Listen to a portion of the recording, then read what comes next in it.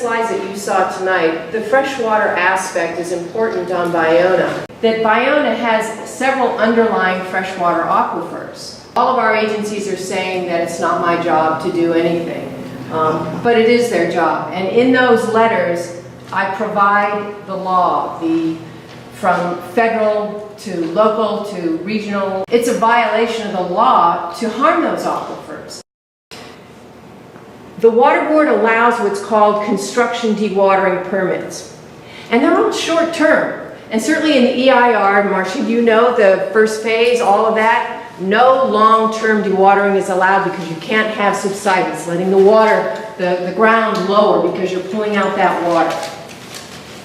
But you know what? The Water Board's construction dewatering permits, like all over LA, they are starting to become long-term dewatering.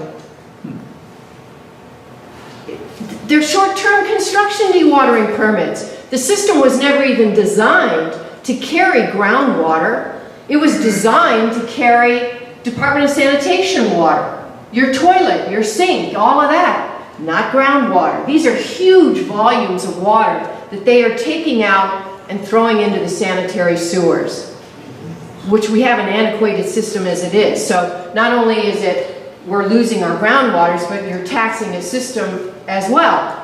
So what are we doing at Playa Vista? In the phone conversation, they said 650,000 gallons per day. Actually, 1,200 of that is from the school that is sending it into the sanitary sewer. But I put that 650,000 figure because that's what I just got from the Water Board. Prior to that, just a couple of years ago, I have 920,000 gallons. None of that includes what's being dewatered for the gas mitigation systems, because they didn't actually have very good meters on those. And the city didn't even know, actually, when I went to the Department of Sanitation, that all of these so-called permits for dewatering were actually not even permits, they were applications. So the Department of Sanitation started asking Playa Vista all the questions I was asking of the Department of Sanitation to ask Playa Vista. But the city's concerned about money and revenues and what comes in for how much, not what goes where. So it is our job to lean on these people to say, we want our water. Water is precious. There is no reason we should have this saltwater intrusion from pumping unless somebody else is sucking it in. Who's sucking it in? Playa Vista? Really? Well, we didn't buy these wetlands so that you could harm them. But you know what? Playa Vista, early on when they had the EIR, they called it a saltwater wetland. Why? Because we had Porter Cologne and things like that that said that you can't harm our freshwaters even then. But they wanted to build a marina in Area A, right over here. So if you call something a saltwater wetland, which is what Friends Ballona and all of them did in this settlement agreement that Jeanette was talking about in 1990, how easy is it with a narrative like that without any studies showing it? But we did have the Poland report that did talk about, he's the grandfather of all hydrology. We knew it was fresh water. So they lied. They lied back then. They lied in the EIR so that they could move ahead with plans of saltwater intrusion. And this is all the simplicity of what we have to stop. We want our water back, and we can have it back. We have to keep asking for it. And I need help just in the ask. So why did that saltwater intrusion happen on the freshwaters and the springs and everything in the watershed that's coming out on Ballona? Who was pumping out that water? Because there was overdrafting. Well, Playa Vista for one.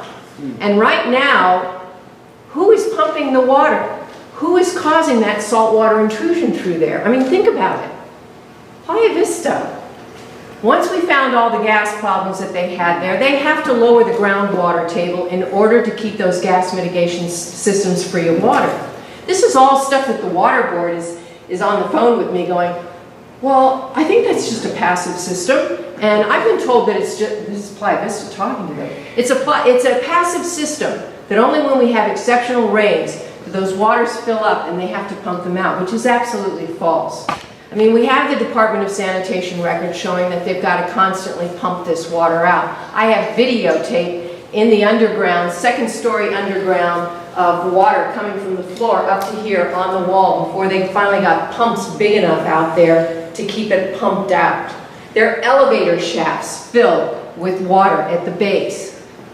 Elevator shafts aren't supposed to have water in them. So, and all of that gas that, you know my background on gas, but all of that correlates. Playa Vista is lowering all of this water underneath their buildings in order to keep those gas intake systems free of water that would clog the gas intake systems. Well, gas intake systems don't really work out there, but that's another story. You have to keep trying. The water board doesn't know anything about those gas intake systems because that's not their job.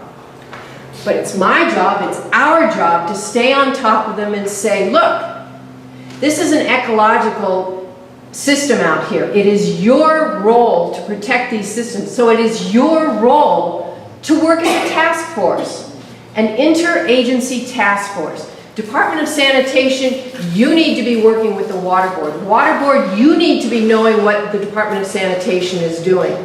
And what did they say to me? Well, we'll go back and talk to Playa Capital and Playa Vista. And I said, whoa, that's really nice, but you know what? Well, who you need to be talking to is the Department of Sanitation. But it is our role to stay on top of these people. It has been my role to write this stuff up, which one of those letters you have. There are multiple other ones, which we have spider maps that show all of these wells at Playa Vista. They are all supposed to have what's called well completion reports.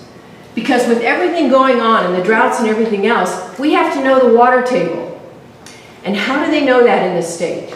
They know it because they're looking at well completion reports so they can see how much water is being pumped where. Do we know that here? No. Is any of this stuff even in the DEIR?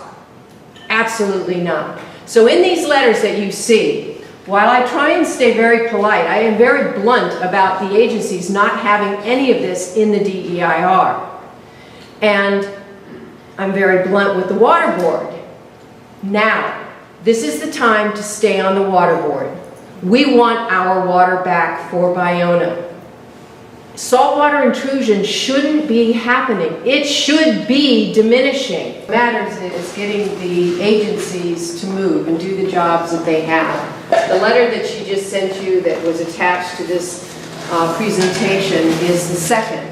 Actually, it's the third in a series of letters that I've given to the Water Board and to the California Coastal Commission and to all the electeds, including those, that we want them to fulfill their roles. This is essentially simply an update to let you know what Grassroots Coalition is doing with regard to going out to these agencies and putting out all this information so they cannot run away from it. They cannot shy from it. They cannot say they didn't know.